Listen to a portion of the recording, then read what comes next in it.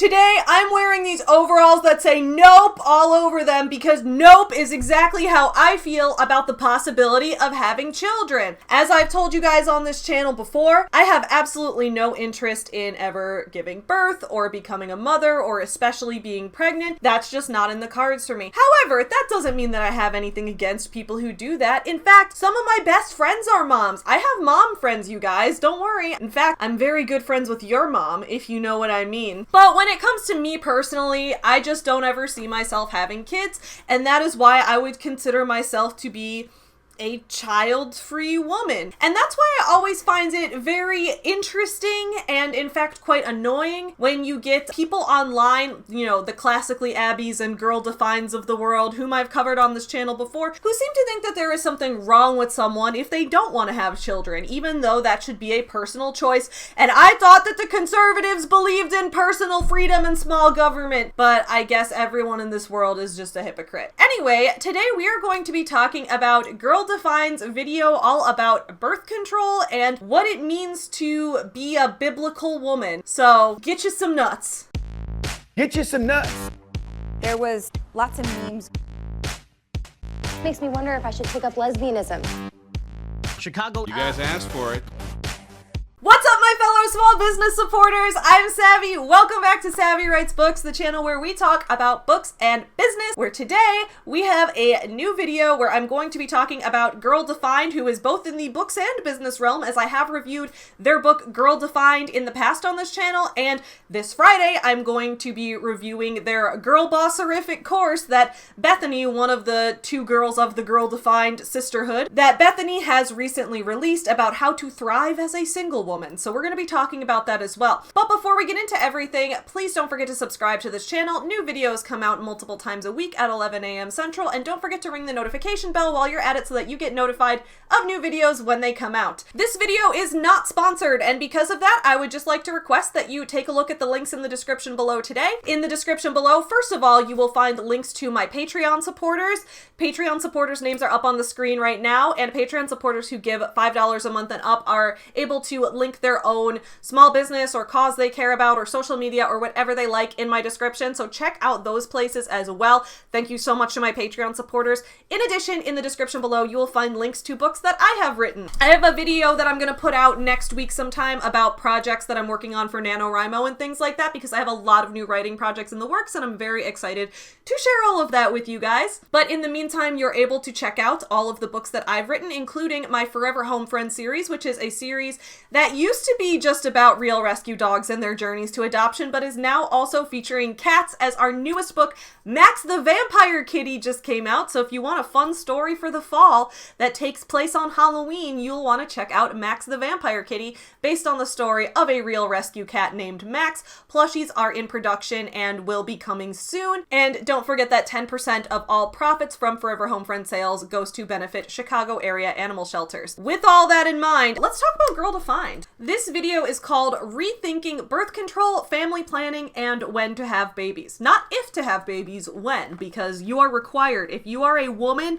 who was made in God's image, I guess God's image is also a woman in this case. I don't know. I'm not religious. But if you are a woman made by God, you must have babies. It's not if, it is when. We're going to be focusing on Kristen, who's one half of Girl Define. If you guys don't remember, Girl Define is run by two sisters named Kristen and Bethany. Bethany is the younger of the two, and she's the one who's been launching all of these girl boss courses on how to make passive income and sell your courses from home. We've been covering her on this channel a lot, and we haven't been talking about Kristen much. Kristen is going to be leading this interview in this video. Now, who is Kristen interviewing? Whom is she interviewing? She is interviewing this woman named Candace Waters, and since this video was about birth control, I thought maybe Candace Waters would be a doctor, maybe a gynecologist, maybe someone who was an expert in women's health or in reproductive health. No, she's just an expert in Christianity. Candace Waters is a wife, mom, and Bible teacher. She is the author of Get Married, What Women Can Do to Help It Happen, co-founder with her husband, Steve, of Boundless.org, and co-author of Start Your Family, Inspiration for Having Babies. This interview from the start seems a little biased. It doesn't seem like we're going to be talking about birth control's positive and negative qualities from a medical angle, like the potential risks and benefits of going on any medication, but it seems like rather we're going to be talking about someone who's saying that we should be having children no matter what. This will be my live reaction, as I have not seen this video yet. Hey Sisterhood, it is Kristen here, and I have been wanting to have this conversation. I cannot tell you for how long. I've been wanting to talk about these huge topics of birth control, family planning, when to have babies, why to have babies. And this is not just a conversation I'm thinking of for like all of our young married. When and why to have babies. So it's not, if to have babies, what to consider if having children is in the future for you. It's why you have to do it. This is a conversation for every woman because we're women. We're made in God's image. A huge part We're made in God's image. God's a woman. of our female design is procreation, like even the ability to have babies. And if you're like, yeah, I'm young, I'm not even thinking about that. I think this is incredibly insensitive. In Girl Define's book, Kristen herself talked about her struggles with infertility, and she ended up adopting some kids, which I thought was wonderful. I think adoption can be a great thing when it's done with the best interest of the child at heart. But I would at least think that having gone through that struggle herself, she wouldn't keep preaching this idea that God has designed women to be able to physically have babies, and that is our purpose, is to physically birth children, especially considering that she didn't do that. And I just want to be super clear. I have nothing but respect for Kristen choosing to adopt. I have nothing but empathy for her having gone through a situation of dealing with infertility when having children is something that she actively wanted to do. I think that can be a really difficult thing to go through, and I have a lot of friends and I know a lot of people who have dealt with infertility and miscarriages and things like that, so I can definitely understand where that struggle comes from. But I think that it's unfair of her to then continue to spout this idea that our bodies were designed to have babies, though. Like, that just seems wrong, because it's like, no, dude, not everyone can have babies or wants to, and not everyone should have to. Well, stick around because my guest, who I'm going to introduce in just a second, is going to share some things that are going to get you thinking and maybe even inspired and planning and thinking of your future in a way that you never have before. And so joining me today is an old friend and the author of an amazing and provocative book called Start Your Family, Inspiration for Having Babies. Candace Waters, welcome to the Girl Defined Show. Thank you, Kristen. It is so fun to be with you today. Such a good thing to have this time together. Yes. Oh, and this conversation. Okay, so tell us all, just right off the bat, why you and your husband decided to write this book about baby. So she and her husband wrote it together. That kind of reminds me, you guys remember The Secret Power of Femininity, written by Mommy Maureen? Maureen Startup, the woman who was the mother of Deanne Stidham, who was the founder of LuLaRoe. Remember when we reviewed that book? And it was like, Mommy Maureen had her husband write the book with her. Like, a lot of women who are like, do these family planning kind of books, or like books about being traditionally feminine and things like that, they have to write it with their husband. I don't know why. It's like everything has to be a joint effort. You and your spouse can never be separate for any amount of time. You have to be a unit, which is just terrifying to me. What inspired you guys? We wanted to write this book because we needed this book when we were newly married. We thought we would take the typical 5 years to get to know each other, that we would explore our new city together, that we both have high-powered jobs and save up a lot of money and buy our first home and maybe do a little travel. That sounds smart. I don't know what she means by the typical 5 years. Is that like a thing? Was I just like, I don't always know all the cultural norms about everything, because sometimes I just float through life, like with my blinders on, blissfully unaware of all the social cues that I've been missing and things that I've been doing wrong. And then people will be like, wow, Savvy, you're so quirky and confident. And I'm like, no, I just don't notice what shit you're talking about to begin with. Anyway, I've been married for 5 years. We actually bought our home together before we got married. I don't know. It's just, is there a thing where it's like you take 5 years to do that and then you have kids? Is there like a life plan that's been set out? Is the typical 5 years? That part is throwing me for a loop. Our mentors came to visit us, Hugh and Mary Morgan, and she asked me during a walk, so when are you going to have babies? And I told her our big plan. And she said, oh, well, how old are you? And I said, well, I'm 27. Why? And she said, well, why do you think you'll still, or how do you know you'll still be fertile when you... Jeez, how do you know you'll still be fertile? Dude, fertility is not the only thing that matters. I mean, Kristen herself is an adoptive mom. She adopted kids. So you don't even have to be fertile. First of all, I hate the word fertile. It makes you sound like a plant. You know, what gets fertilized? Plants get fertilized. You put fertilizer on the ground. So, like, yes, it's technically, like, scientifically true, but it's so gross to be like, how do you know you'll be fertile as a woman? Dude, if she wants to take 5 years... let her take 5 years. She's 27. 32 is not old. Oh my God. It's like, how do you know you'll still be fertile at the elderly geriatric age of 32? I'm sorry, did you talk to a doctor about this, or did you just talk to like your Bible mentor? Did you not talk to a doctor who would be able to tell you that yes, most people can still have children at 32, which is young? Most people I know aren't even married yet at 32, or are 32 and don't have any interest in being married. Like, 32 is not old. Plenty of people I know had their first child after 35. 32 is not old! That is such a personal, direct question. Were you guys kind of taken aback? Like, wait, what? Honestly, I'm siding with Kristen here. That is a personal and direct question. Like, girl, what? What? I was taken aback for 10 seconds, and then I thought, nobody's asked me this before. I've never thought about this before. What if Yeah, no one's asked you that before because it's an incredibly rude thing to ask people. what if there's something to what she's asking me that I need to be thinking about? I was more offended by the idea that I'd never thought about it than the fact that she broached the topic. You know, she did go where angels feared to tread. Yes. And I figured if I needed help, because I grew up in a traditional Christian home with lots of siblings, and so did my husband Steve, both sets of parents still married, and we had a very worldly understanding of what the early married years should look like, and especially about having babies. And if we needed help to get going on the path to family, we figured we're probably not alone. There are probably other people who need help. She had a plan for herself, and then someone else came up to her and was like, but what if Jesus would judge that plan? And then she was like, you're right, I'm gonna have babies right now and write a book on why everyone else has to also. That's insulting, dude. Wow, but what happened next? I'm so curious. Like, you had this conversation. Kristen's like, what happened next? Did you start, like, raw dogging right then and there? Did you instantly, like, let him start fully busting in you? This is, like, such a are the straights okay kind of thing. Because there's all these people out there who are like, oh, don't talk about LGBTQ topics. Those are not appropriate. It's not appropriate to talk about sexual orientation because that's sexual. It has the word sexual in it. And then you get straight people who are over here like, so are you trying for a baby, which trying for a baby directly translates to thrusting a dick into a vajayjay, thrusting it in there, raw dogging it with no protection, and busting the full nut inside. That's what it refers to, right? There is no question about what it means to be trying for a baby, yet like me at the dinner table being like, I think this girl's cute. Like, that's inappropriate. But then someone being like, we're trying for a baby. We're fucking hard every single night. Like, that's appropriate. I don't get it. Straight people don't make sense to me. She's telling you, like, well, are you sure you're going to even be able to? You're going to be too old. And, like, what was your husband thinking? What happened next between you? 32 is we were not walking old. on a path in Colorado, and Mary and I were walking ahead of Steve and Hubert, and I think Steve could overhear some snippets of what we were saying, and he was not where I was yet. We had had conversations about starting our family, and he wasn't ready as I was. And I think, ladies, we just have a biological built-in clock. Even Citation needed, dude. That's the thing. Some people feel this desire to have kids, and some people don't.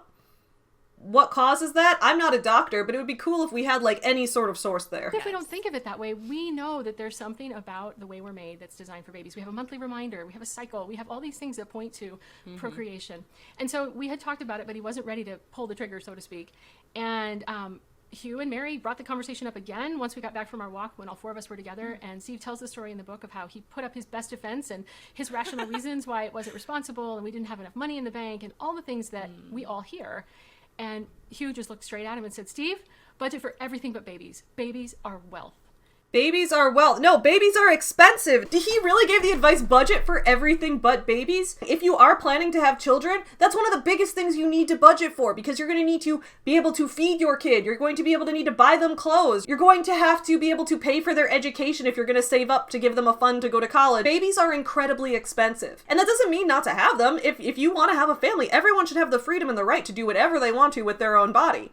But telling someone not to budget for kids, that's like the worst financial advice I've ever heard in my life. What is going on here? I would say within about 3 weeks of talking and praying, the Lord got us onto the same page, and we said, let's do this thing.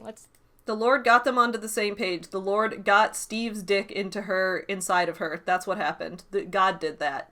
It's like that meme where it's like, you know, there's like a couple that's like, I consent, and then Jesus is in the corner like, I don't. Were you able to have babies quickly? Was it a harder process? That's a great question.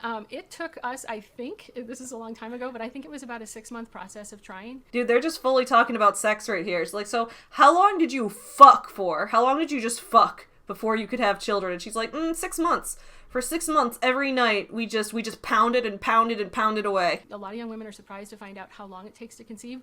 We have this illusion of control because we live in a birth control culture, and so we think as soon as I go off the pill or as soon as I stop doing whatever we've been doing to prevent pregnancy, the switch will flip and suddenly we'll be able to have babies. Oh, that's definitely not true. Sometimes, yeah, it can be difficult. However, going off of birth control does not mean that you're definitely going to get pregnant. It just means there's now a risk. And for some of us, we don't want to have that risk. So within 6 months, we conceived, and by God's grace, that first pregnancy went full term, and we had a healthy baby. Other stories later down the road that we can talk about, but that first baby did come. Even 6 months, though, felt like a really long time to wait. Yeah. Oh, man. So I don't know if you know much about my background with infertility and recurrent I might need to read this woman's book, because that might be a fun book review to do.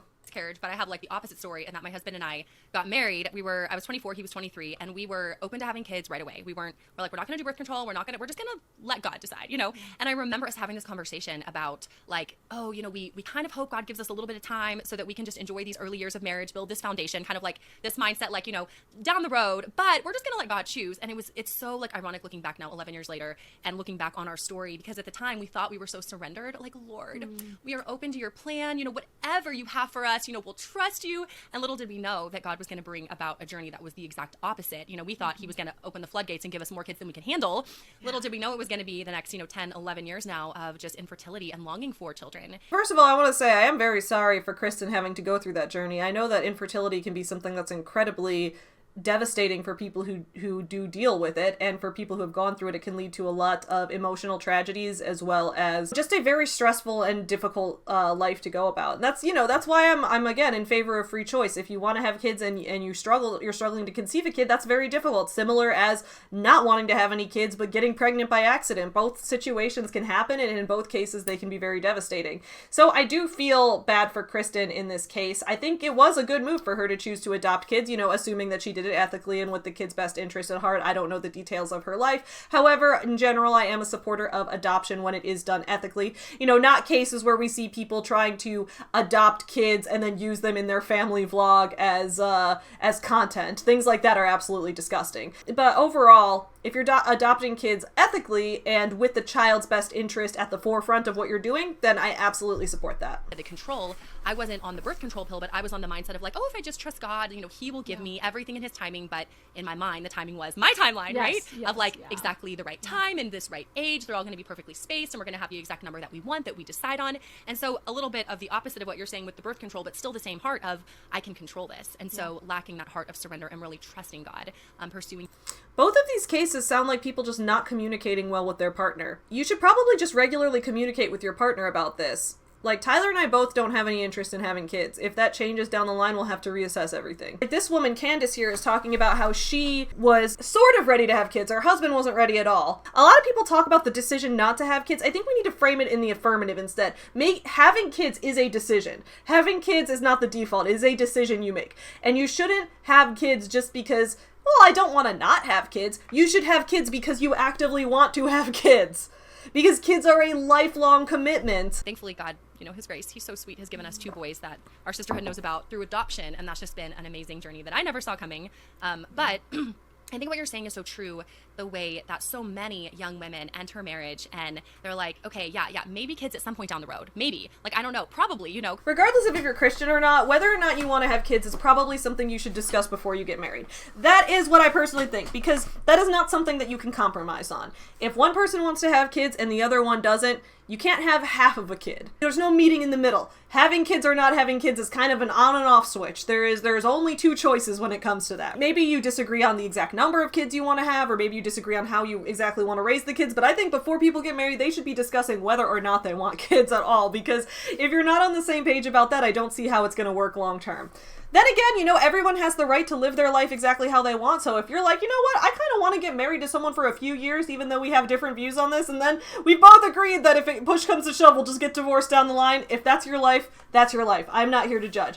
But I think in general, it's just smart to discuss it ahead of time. You shouldn't like be blindsiding the other one with like, well, actually, I wanted tons of kids all along. Well, actually, I wanted no kids all along. You gotta be upfront about that at the beginning. They have a pro-life, a pro-baby family mindset, but it's kind of like down the road sometime. Yeah. And I don't really know when, and I don't really know why or how many, but we'll talk about that maybe in 4 to 5 years. So and I don't feel like it's always been that way. And I know you talk about this in your book. So first of all, I don't think you should have to have a pro-baby mindset. I mean, in general, you should be nice to babies. You should be nice to kids.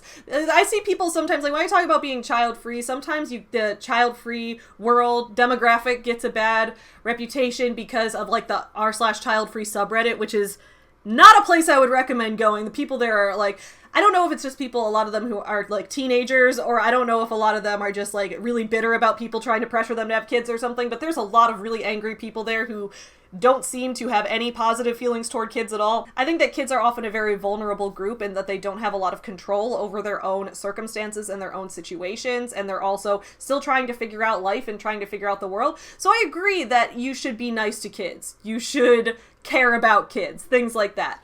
But I don't see why you have to be pro having kids for any reason. That's a very personal choice. Kristen's acting like not only is being pro having kids the default, but that it's kind of outside the norm, that people are saying maybe down the line these people are still open to having kids, but they just don't want to do it right at this very moment, and even that's not enough for her. Like, that's a little insulting too. What has changed to where women now get married and kids are on the back burner for a long time?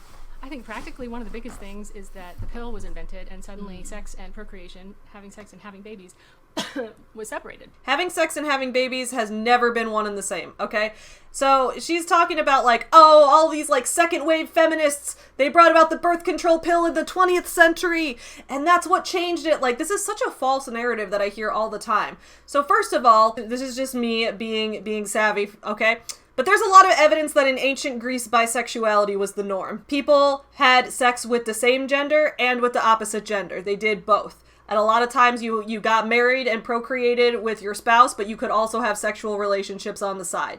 And that's not to say that I was there back in the day or have a first-hand knowledge of that, but there is a lot of historical evidence that that was the case. You get other situations where, you know, throughout human history, having sex was not always just done for the purpose of having children. And we know this because humans are not the only species that have sex exclusively for procreation. There are lots of animal species out there that have sex solely to procreate. But there are animals that have been found to have sex just for the enjoyment of it. Humans being one of them. I believe chimpanzees being another, and I think dolphins. And then I'm sure there are others outside of that. Well, I know bonobos. Bonobos and chimpanzees aren't the same kind of animal, even though they're part of the same genus, I think. But both of those species have sex just for fun, and we know that because bonobos, for example, will perform oral sex on each other and also engage in masturbation, neither of which are sex acts that can result in a pregnancy, therefore showing that they engage in sex for reasons outside of procreation. Dolphins also have sex for pleasure, so there's like animals out there that have sex just for fun. So sex and procreation have not always been in nature or for humans or in any way, shape, or form. That has never been the exclusive reason that people do it. It's just such a weird myth that it's like they invented birth control and now people want to have sex for fun. People always wanted to have sex for fun, dude. We stopped assuming that babies were part of marriage, and we became capable, to our detriment, of separating the goods of babies. Is marriage a religious thing or a government thing? Because a lot of people try to make it into both. It's like, the purpose of a marriage is to procreate. Well, no, because in America we have freedom, and if we're going to live in a free country where we have freedom, then the government can't tell you to procreate. If the government is going to be tied to marriage in any such way, including like the government providing, you know, the ability to file your taxes jointly, the government providing benefits to married couples, things like that, if there is any government element involved in marriage, then marriage can't be tied directly to procreation. Marriage has to be a free choice because you should be able to freely choose whom you enter a government contract with. So is marriage a government contract, or is it based solely on love? Because love is abstract. You can't legislate love. That's not possible. That is an emotional thing that is subjective to each human's experience. Babies being part of marriage is a personal choice. That's all I'm getting at. It's one of the blessings. It's one of the reasons God gave us marriage, is to be fruitful and multiply. When did God give us marriage? Suddenly we had a technological way to say, no, well, you know, we want the sex and we want the marriage, but we don't want the babies, or at least not yet. And so with that came just a change in the cultural mindset away from a biblical understanding. It's not that everybody in the past had a biblical understanding. It's just that the science and technology and drugstores didn't have things that made it possible to move away from a biblical understanding. So you just... No, that's not true. You could always suck dick and you'd never get pregnant from that. Dude, do Christians know about eating pussy? That's my question. Do Christians know that that's a thing you can do? If you're Christian, let me know in the chat. Do you know how to eat pussy? So my point with that is not that you should, like, I think people should be able to do whatever sex acts they want and get pregnant or not based on their own personal choices. But my point is, you can still do sex acts and not get pregnant. It's not that the invention of a birth control pill invented that. That was things that humans have done for centuries. And also, some animals do. So it's not like a socially constructed phenomenon. It is just a thing that humans, and is like natural for us to want to do, okay? Had these built-in supports, and people thought, we're going to get married, and we know that babies are part of that. We're probably going to have kids. And that was a good thing. And babies are a common grace gift from God. They're one of the primary ways that he sanctifies us. And we miss out. And I don't think there's a lot of conversations among young women to say, you don't realize what you're saying no to. You think you're saying yes to freedom and yes to fun and yes to entertainment and yes to more money and all of these things. But those things are so much less than the eternal blessing. Here's what I don't get. I don't get why it's being framed as like, you're saying no to having kids. Instead, it should be an affirmative thing again, right? You should be actively wanting to have kids, not just not wanting to not have kids. Does that make sense? I hope that makes sense, because kids are such a massive commitment that it's not just a matter of like, it could go either way. I'll have a kid if it happens. Like, again, if that's your life and that's what worked for you, like, I'm not going to judge your own personal life, but I just don't like that there's this narrative out there that having kids is the default and choosing not to is something extra, because choosing not to have kids, like, by default, we all don't have kids. We come into this world not being a parent, right? So then later on, having kids is a choice, and you need to prepare for that. I mean, there's just such a wealth of joy that comes with the bone-wearying work of being a mom, right? It's not easy joy at all, and it is some of the hardest work you can ever do, but it's such worthy work. Yeah. Is there anything you can tell us about the history Joy is subjective. You don't get to tell me what I get joy out of. of the pill? Just kind of like when it came into play, where it came from, or is that out of your scope? Well, it hit the, I don't know, Steve should be here for this. He's a numbers guy. He did all the research for the book. Of course, the husband's the research guy. Men are the ones that know things, so don't ask me, like, questions to give you facts.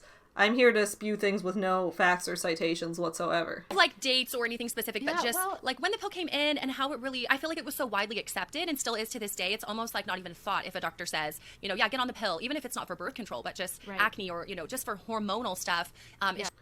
Wow, a hormonal medication to treat a hormonal irregularity? Has science gone too far? Just become so popular and so common today that I don't even think women now, like modern women, what are they called? Gen Xers, Gen Zers, I don't know, millennials. Gen X is older than you are, Kristen. Generation X is like people who were young adults in the 90s. If you weren't old enough to go to a Nirvana concert when they were still together, you're not Gen X. That's a joke. I mean, generations don't have like hard lines. Thinking, differently about it because it's just all they've ever known. Well, it's everywhere in the culture assumed, but it's also assumed by almost every OBGYN. Ask any young woman who's going to the doctor before she gets married. The doctor will, just as a matter of course, say, so what's your birth control going to be? Here, I'll write you a script for the pill. That's absolutely not true. Have you ever been to an OBGYN? You don't walk in and say, I'm not married, and they say, here's your birth control prescription. Make sure you're on birth control. That's never happened. You walk into the OBGYN and they ask you about your reproductive health because that's what they're there for. They're there to find out, how your reproductive organs are functioning. And they're there to know if you are planning to get pregnant or because that's, again, part of the health care that they would provide to you. They don't encourage you to go on the pill, but if you ask, like, I would like to not get pregnant. What are some things you can suggest to help me prevent that? They might suggest a pill. They might suggest an IUD. It's going to depend specifically on your medical history, on your own, levels of hormone balances and things like that, because these are hormonal treatments and they do different things to different people. So I just hate when people make stuff up. They're like, you go into any doctor and they're just going to go, here, let's get you on birth control. That doesn't happen, dude. That doesn't happen. And Christian OBGYNs are not, they are not immune to this way of thinking. The assumption is we're going to go right onto the pill and we'll get to the baby thing when we get there. And there's so little talked about among married, there's so little talked about during the premarital counseling with a lot of pastors. It's just not top of mind for a lot of people. I'm surprised. Here's what I'm confused about. Why are you against birth control? Because you don't want people having kids outside of marriage, according to you. And you also are against abortions. You just want to, control people's every single move? I mean, I guess I should have known that from the beginning because Girl Defined has always been into telling people exactly what they have to do to live their life and not offering people much freedom. So obviously the whole idea is going to be, here is the path you must follow. You must follow this exactly. And if it doesn't make you happy, yeah, it does. It does make you happy. I'm going to tell you what your emotions are. That's probably the thing that bothers me the most, where they say, having children will give you joy. Having sex for procreation will give you joy. Maybe it gives you joy, and if it gives both of these women on the screen joy, good for them. I support their right to do whatever makes them happy. It doesn't give me joy, and you don't get to tell me how I feel because you're not in my head. People presuming to know how I feel about things, I think, is what annoys me the most. I know so many women, amazing women in my church and friends and just women who are so ambitious. They're like on fire for the Lord and passionate and just like go-getter kind of women. And I'm just thinking of a few specific situations, and I love these girls to death, but we've had some conversations about family and babies, and I've seen kind of this recurring pattern of these women who are super intentional in a lot of other areas of their life, but then we bring up the topic of kids, and again, it's kind of like you're saying that, I don't know, maybe, and it's just kind of like, wow, I agree that you should be intentional. I don't think you need to know exactly what you want right away, but I think that if you and your spouse don't agree on whether you want to have kids or whether you want to have kids right now, then that relationship might just not work out, and that's okay. But I don't think there's anything wrong with not wanting to have kids. There's a disconnect to where we're so intentional and planning and preparing and growing and learning in so many other areas of our lives as Christian women, but then the area of family and babies and thinking of this from a biblical lens, even growing in our understanding, seems to be completely missing in a lot of circumstances. So for like a Christian woman, what's going on in our culture and in our churches where women are like, it's not even a thought? It's not even a thought. That's right. We're just absorbing so much of the way of the world's thinking on having babies. And you're right. It's not, and I think it's not just in the having babies. It's also in the getting married. There's a lot of kind of backing your way into whatever happens, hoping for the best, trusting the Lord, but not a ton of intentionality. And maybe in the Christian world, it's because we don't feel like we're allowed or able to do anything. We're afraid we'll cross over into taking the initiative or being the leader. And there's a fair amount of women who want to be biblical in how they get to marriage. Oh, okay. So we're just moving into the full-on misogyny here. Is that what we're moving into? Am I interpreting that right? She's saying we want to be intentional, but we don't want to be too intentional, because if we're too intentional, then the man can't be in control. Is that what she's saying? Am I interpreting that right? Because she's over here like, yeah, as biblical women, we want to be pursuing marriage, but we don't want to pursue it too hard because the man should be the one doing the pursuing. Girl, that is bullshit. These women would hate me, dude, because not only do I not have kids, but I was also the one that proposed to my husband.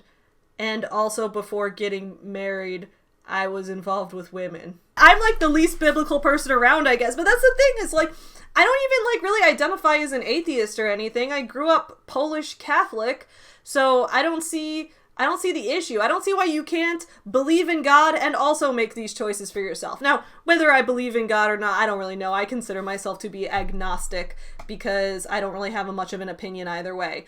This is so weird. You don't want to take too much initiative because the man won't feel like he's in control then.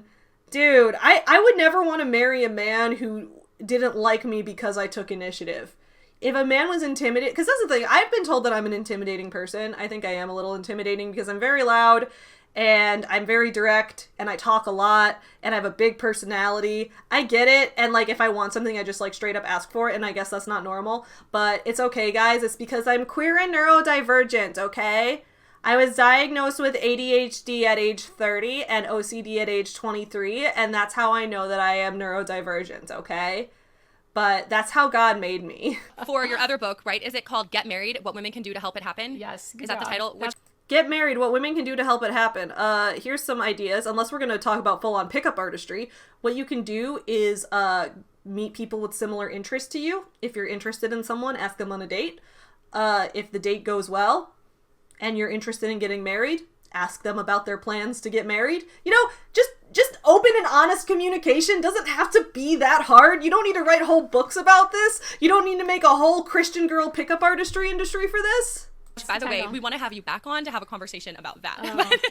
Dude, I need to read that book. And they're really linked. The topics go together. It's get married, it's start your family, and then one of these days we'll get around to part 3, which is now what? Ooh, I love it. It's the discipleship book for kids. Do not write for kids. Hugh, the mentor that I talked about at the beginning, he was the one who, when I asked, what are we supposed to do about the world is falling apart and everything is, going to hell in a handbasket, the culture is falling apart. We were in a public policy program. I said, what's the answer? What are we supposed to do? And he said, Candace, you need to get married, make babies, and do government. Get married, make babies, and do government. That sounds like my worst nightmare. Are you serious? Yes.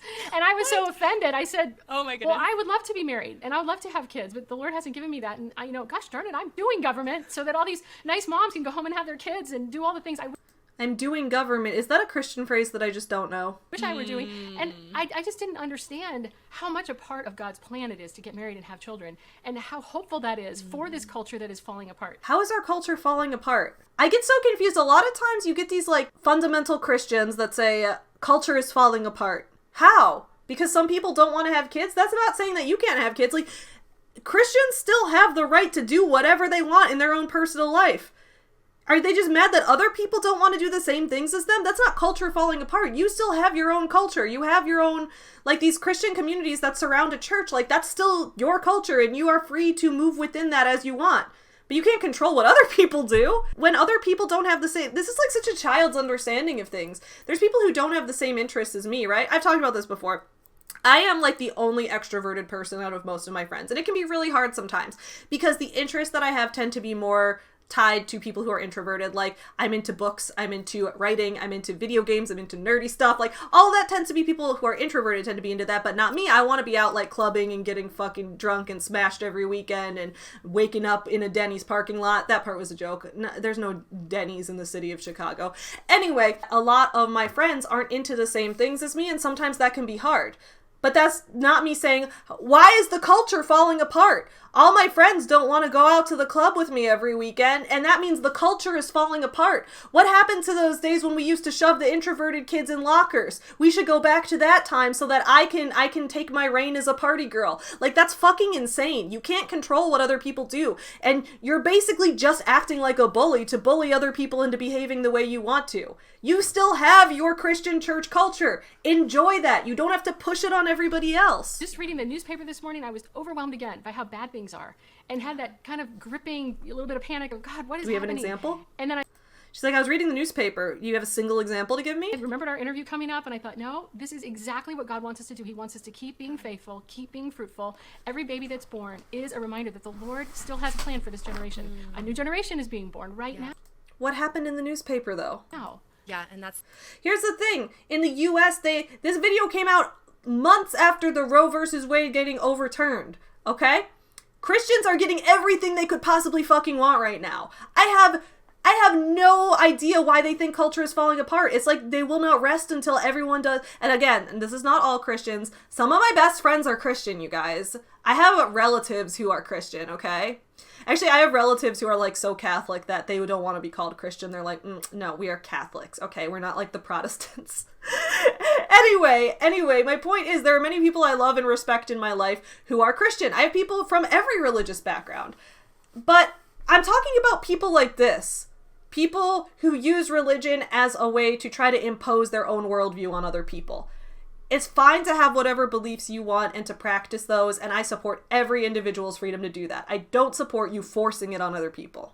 The vision I think we've lost, and we're going to get to that in a little bit, is the generational vision Yeah. of, we are such a me time, here and now, in this moment, just pursuing the next thing, and we've lost sight, I think, of the bigger picture of building God's kingdom, that generational vision we see in Scripture. But yeah, I want to hear some of the reasons why you think people, young couples specifically, Christian couples. I know our podcast is geared toward Christian women, so that's going to be the majority of our listeners here. Yeah. But, I hear reasons. I apologize for skewing your audience right now. For why it's not a good time to have a baby, right? Like, we don't have the money saved up. We want Yeah, that's valid. to pay off these debts, or we're just too busy. Valid. We're both working, and we need to climb the ladder in our jobs, and maybe That's valid. Makes a lot of sense. If you want to get farther in your career so you both have more money when you have kids so there isn't a lot of financial stress. Because sometimes if you can't afford things, then one of you feels like you have to quit your job because you can't afford daycare, and then you have even less money because you lost a whole income. So I think that's, if a couple has done their own budget, done their own finances, and realized that having kids is something they should plan for later rather than now, that sounds perfectly reasonable to me.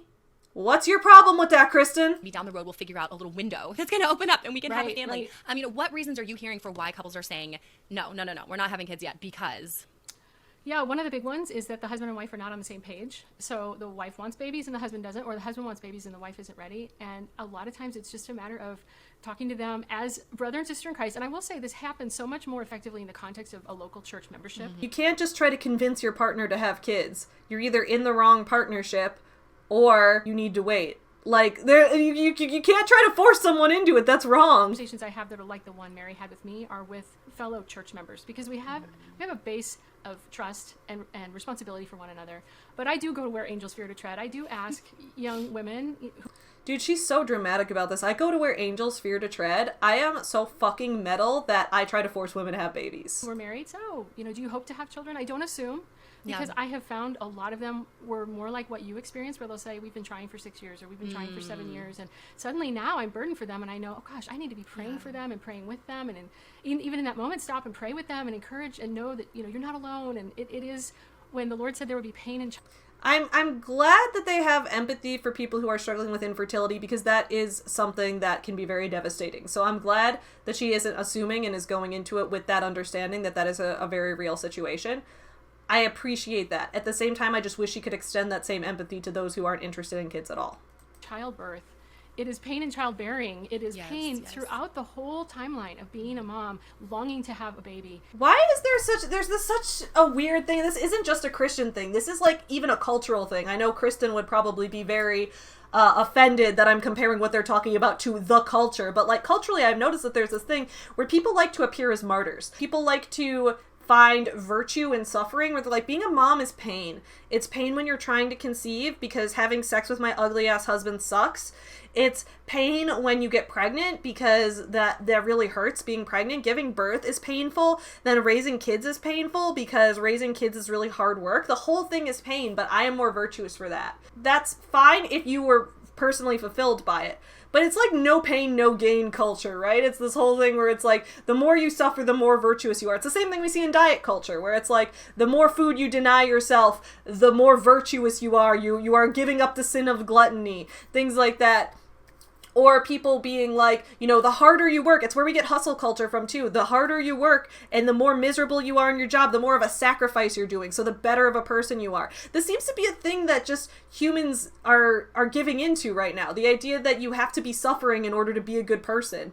And that's stupid. We should be allowed to just enjoy shit. What's wrong with that? I'm off topic again, but to get to your No, it's so question, good. encouraging couples where one wants a baby and the other isn't ready, one, to pray for unity in their marriage, and to encourage any. You could pray for it, or you could just talk about it directly and openly and honestly like adults. Even challenge the one who isn't ready to say, are you asking the Lord to make you one in how you're thinking about having children? And just to present to them the biblical vision for what babies are, a reward. So when you're trying to pray to make you one in your vision, does that include if one person decides not to have kids, or is that only that you have to both decide to have kids? Pray for the situation to turn out how it's going to be best, but how it's going to be best is always just conveniently exactly the way I want it. Reward from the Lord, a blessing from God.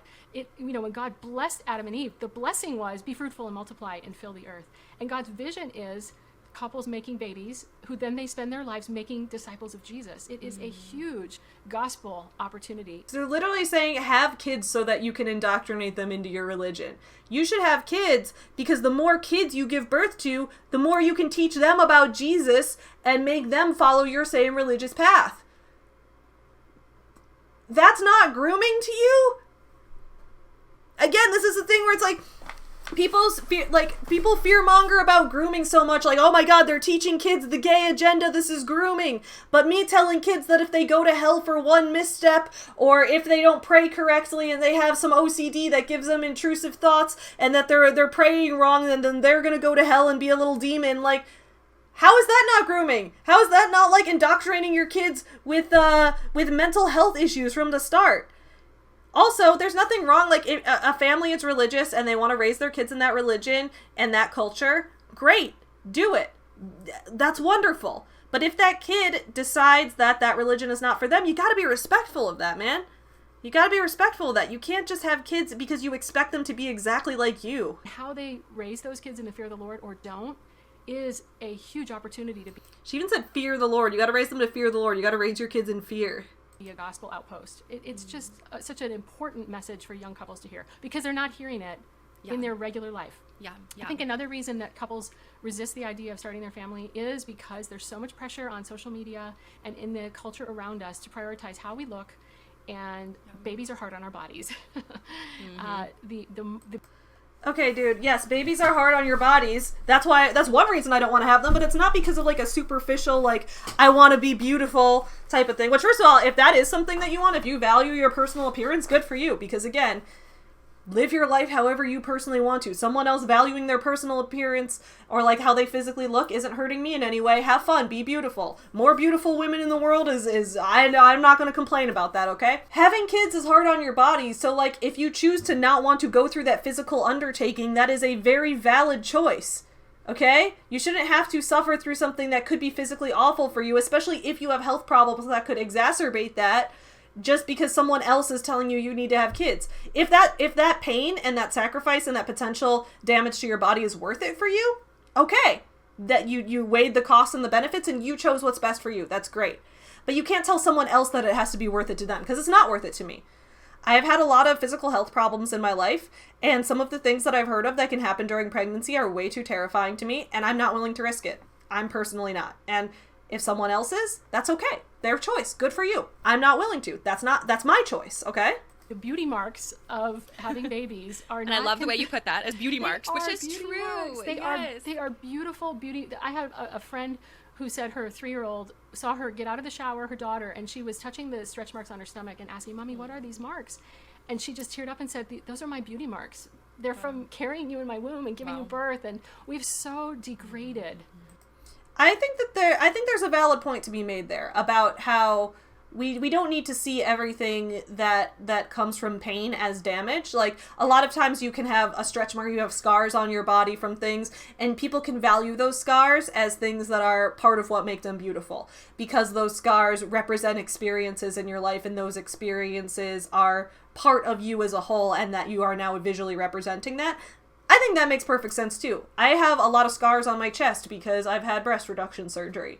And I loved my scarred up titties so much because it shows that I was able to have autonomy over my own body. And I love that for me. So yeah, I think it's perfectly fine to frame that as not as damage but as something beautiful. However, there are things involved in pregnancy that can objectively damage your body. Like things that can cause physical health complications. Some people still die in childbirth. Childbirth is still a cause of death even in the US. So that's not just like a beautiful sacrifice, that's like an actual threat to your health. I think that things like changes to your physical appearance, like having stretch marks or something like that, viewing that as beautiful is wonderful. That's great. You absolutely should. But I don't think that you should ignore the fact that there are like actual life-threatening health problems that can come from pregnancy. We treat them like commodities, and we forget that they were designed for a purpose to do something. And I can remember when, after Zoe, our daughter... My body was designed to fuck all of your moms. The God told me that was my purpose. So, you can't... God told me, he called me yesterday and said, your purpose is to fuck everyone's moms. What's up, mom? If you're a hot mom, slide in my DMs. I was born. I was still carrying around baby weight and feeling unattractive, and I had this breakthrough thought, though. My body is doing what it was designed to do. Wow. And it is okay, and it's good to go against what the culture holds up as beautiful, because so often what the culture holds up as beautiful... Who is the culture? They just keep saying the culture. Who is the culture? Who is deciding what is beautiful? Different people find different things beautiful. If you find something different beautiful, that's good for you. Have fun. I view my current self as beautiful. I think I'm gorgeous. And I think I'm going to stay this way because I'm very happy with my body. Except I might try to make my biceps a little bigger. I'm muscle mommy over here. I'm trying to lift heavier and heavier, and I've been boxing lately. So my goal is to get more and more ripped, but other than that, I already think I'm beautiful, but I think if I look like I could beat you up in an alley, then I will look even more beautiful because I've leaned into the fact that I am a strong and intimidating woman, and that's why people call me mommy, and that's why I call your mommy on the phone. It's so fake. Yes, filters and Photoshop and Yes. changed and modified, yes. Right. And if it's not true, it isn't really beautiful. You know, you have the good, the beautiful, and the true. And those three things, the transcendental...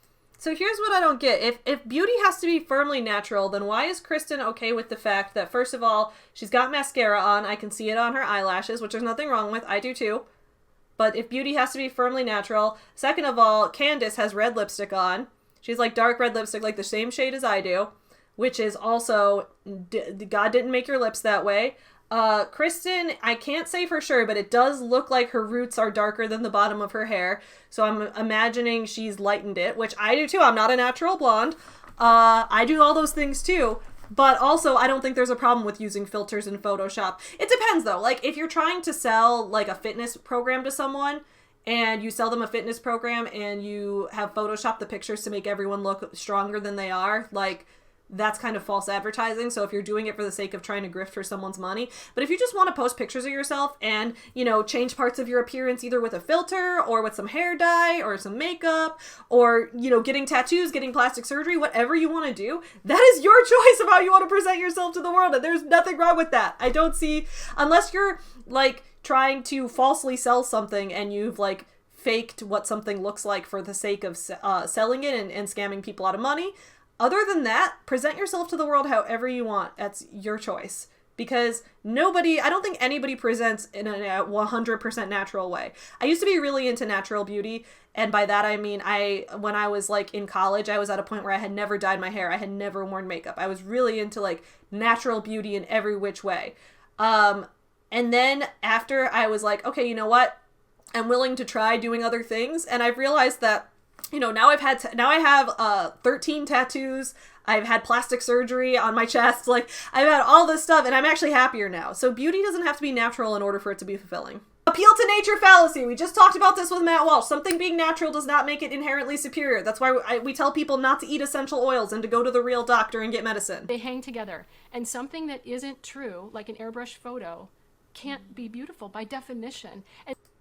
That's false. And something that the world would... What do you mean is true? So if Kristen's eyelashes are fake, that means that she can't be beautiful by definition? First of all, I think Kristen's very beautiful, and I think doing mascara on your eyelashes, there's nothing wrong with that. It's just, it doesn't make any sense to me. Would say is ugly, like a deformed, beautiful baby born with horrible defects, birth defects, disfigurement. That, in God's eyes, is so beautiful. And to spend all of those years trying to hold on to that beauty and not doing the thing that you think... She is under the impression that the only reason people aren't getting pregnant is because they want to look physically beautiful or they don't want to ruin their body. Like, that's insulting, dude. That's so superficial. Like, yes, I care about my physical appearance, but also I don't want to get pregnant for other reasons, including I have physical health issues and I'm worried about the impacts that it would have on my body. I just don't have any active interest in raising kids. Like, there's so many reasons I don't want to get pregnant that don't just have to do with wanting to look a certain way. Have they ever actually, like, talked to a child-free woman before, or are they just making assumptions of how people would feel in a way that fits their agenda? So I say have the babies and then become a little less what the culture says is awesome, and you have the joy of eternal beings to disciple and love for the rest of your lives, or hold on to your beauty as tightly as you can. To love for the rest of your life. So I'm assuming that if your kid decides that they're not Christian, you're still going to love them. Like if they decide to leave the church or they decide to convert to another religion or they decide to convert away from religion entirely, like you're still going to love them. Or if they decide not to have kids, you're still going to love them because that's someone to love. Like, I'm right about that, right? Because I've seen too many people who don't do that. And for what, 10, 15, maybe 20 years, if you have really good DNA, you're still going to look like me. And you look beautiful. So I don't know. That might encourage people like, oh, okay. You know, I feel like as you're saying this, I'm thinking of the younger women more specifically. For sure. How young is younger? Moms, and I've talked to some of my mom friends who are wrestling with this. Like, I haven't even lost the baby weight, and I'm a couple years in. You know, our youngest is... Okay, she means, like, new moms. I was worried she meant, like, teenagers. Okay. Getting older, and I just don't feel like I'm ready because I just don't want to lose weight. And, you know, this vision of what the body needs to look like, even to be ready to have another baby. I completely agree. Again, this is the thing where I talked about when I read Girl Define's book. I completely agreed that we shouldn't feel pressured to conform to what, you know, social media trends say is beautiful or what Hollywood actresses say are beautiful. I don't think we need to hold up one body type or one visual ideal as the only type of beauty. I think there is non-conventional beauty, and I think we don't even have to have one thing that is conventional. That is something I completely agreed on. However, where they lost me was doing the whole, like, you don't have to give into cultural femininity, but you do have to give into biblical femininity. Don't listen to all these sources telling you how you have to be as a woman. Instead, listen to me telling you how you have to be as a woman. Or you could just let every woman decide what makes her happiest. But as you were talking, I was thinking of a lot of our single sisters who they're not teens, some of them are, but a lot of them are in their 20s and 30s. And a lot of them are in their 20s and they're still single. They passed age 19 without getting married. That's disgusting, dude. And the pressure on social media, especially for single women when it comes to body image, is so incredibly intense. And See, again, this is a valid point, but she takes it in the wrong direction. I'm telling you, I'm like talking about this from Girl Defined all the time and finding my own self struggling regularly as I'm looking at these perfect images of women my age who have way better skin than me, who don't struggle with pimples still, who don't have lines on their face, who are perfectly in shape. You know, I was telling my husband, I was like, honey, Instagram is getting to me because I feel like all I'm seeing are butts on there. It's like the new fad is to show off your butt, your perfectly toned butt. I'm like, I need to take Instagram actually shows you things based on what you follow. So if you follow lots of women who are showing off their butt, that says more about you. I follow lots of women who show off their butt. 1, because I'm gay.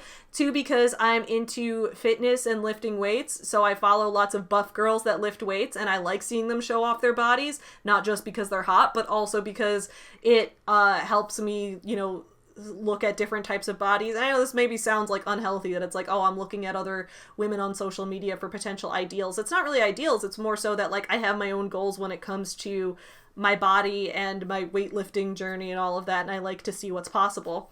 Of course, usually I'm trying to follow mostly like Olympic athletes and things like that so that I'm not getting people who are on steroids. But still, my point is that you follow what pops up when I open up Instagram is tons of buff girls showing off their bodies, tons of American Girl doll modification accounts, and like some cute puppy videos. Because what you follow kind of determines what shows up on your feed. So if you're following a bunch of women who show off their butts, you don't have to do that. You can choose what you follow. a break. I just can't see any more butts. Maybe I need a... It's not even people I follow. It's just when it brings up like sponsored or recommended posts, I'm like, why am I Again, that's based on what you're searching for. Stop searching for women's butts on Google, Kristen. seeing all these butts?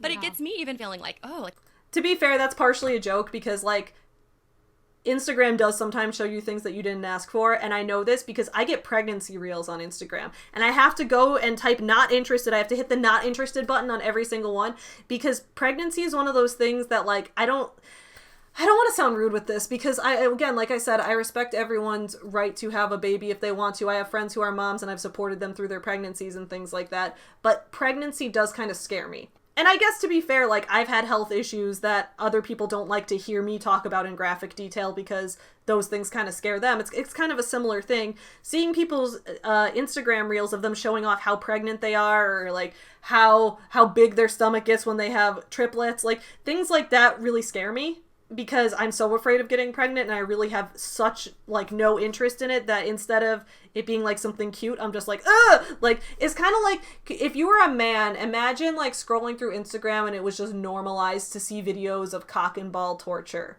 That would make you go, ugh! Even though it's a thing that some people like. That's how I feel.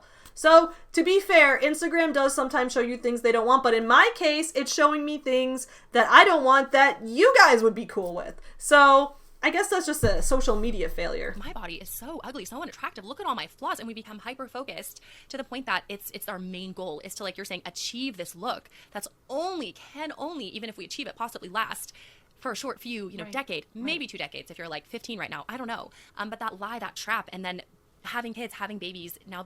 I know plenty of women over 40 who are in, the greatest shape of their life. So it's not that it can only last a certain amount of time. Your physical body is it's not solely based on the choices you make. I want to make that clear. There's plenty of, physical disabilities and health issues that can influence that and plenty of life circumstances. But my point is, it's not like your beauty will all flee away when you hit this age. It's not that simple. Becomes the thing that we want to stay away from because it's going to alter our bodies even more and move us further away from that goal that we have, which is based on a lie, which is not even grounded in scripture. So I'm so glad you brought that up. What is there any encouragement you can give to our younger single sisters as they are currently wrestling with that, seeing that, and they're not even having kids yet, but I know when they get there, this is going to be a challenge. The best advice I can give you from the bottom of my heart is get off social media. That's always every conservative person's advice is get off of social media, which... Again, we talked about that with Matt Walsh. Again, to be fair, I think that there are plenty of valid reasons to be critical of social media and what it does to people's mental health.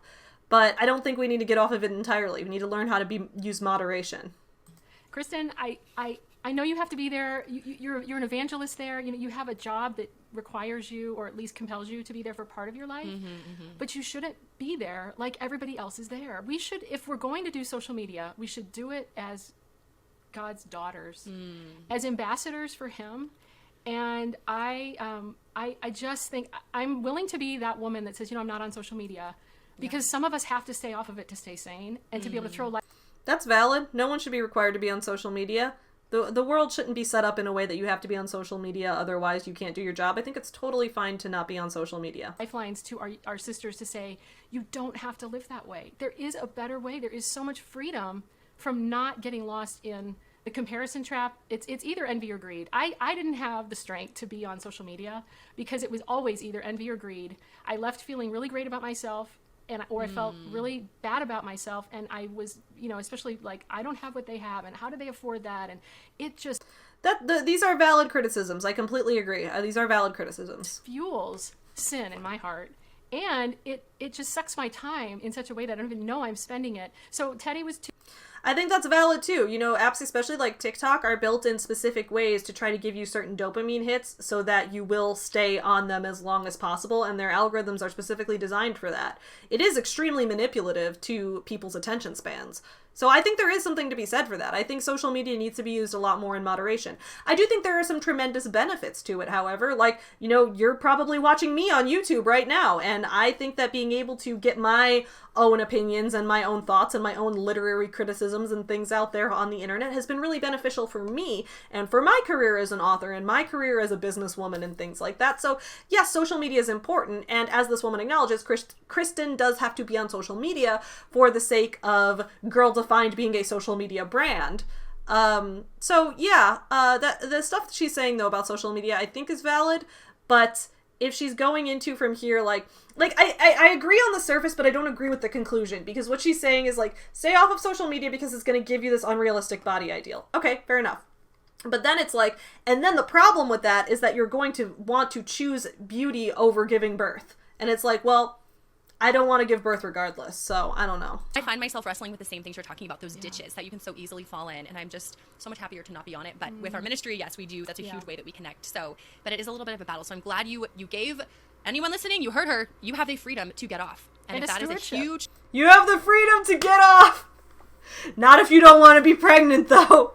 I always think it's really interesting when there's people talking about the culture tries to tell us to do this or the culture tries to tell us to do that, because from my perspective as someone who isn't Christian and doesn't have any interest in having kids, the culture does try to put this pressure on us to have kids. And in some ways, they're trying to tell us that certain cultural pressures are good and certain cultural pressures are bad, and it's entirely dependent on whether they personally agree with that certain cultural pressure. That seems incredibly unfair to me, and it seems incredibly hypocritical. I agree that there are cultural pressures that put too much pressure on us to do certain things, and that we shouldn't feel the need to follow one specific path, and that we don't need to be on social media if it's bad for our mental health, and that if we don't need to follow a specific ideal of beauty if that's not what makes us personally happy. I agree 100%, but I also don't think we need to have kids if that doesn't make us happy, and in a lot of cases, you guys are the ones, you guys as in like Kristen, Bethany, these type of people are the ones who are applying that cultural pressure. It's strange to me the way that they try to separate the culture from biblical things and like the culture from Christianity, especially considering that American culture and, not just American culture, European culture, a lot of cultures are very heavily influenced by religion and Christianity specifically. So religion and culture aren't two completely separate things, especially in countries that have a strong history of having a strong religious influence on that culture. Christianity influences so much of our culture, and to act like, there's this cultural femininity that's a completely different thing is extremely disingenuous, and I just think it's completely unfair. So those are my thoughts on Girl Defined's video about birth control. On Friday, we will be talking more about Girl Defined because Bethany, the other half of Girl Defined Ministries, has released a Girl Boss business course. So we're going to be talking all about that then. But in the meantime, I will see you guys again then. In the meantime, keep on supporting small businesses and keep on supporting every woman's individual right to do whatever she wants with her own body. Have a great start to your day. Bye! Get you some nuts. There was lots of memes. Makes me wonder if I should take up lesbianism. Chicago. You guys asked for it.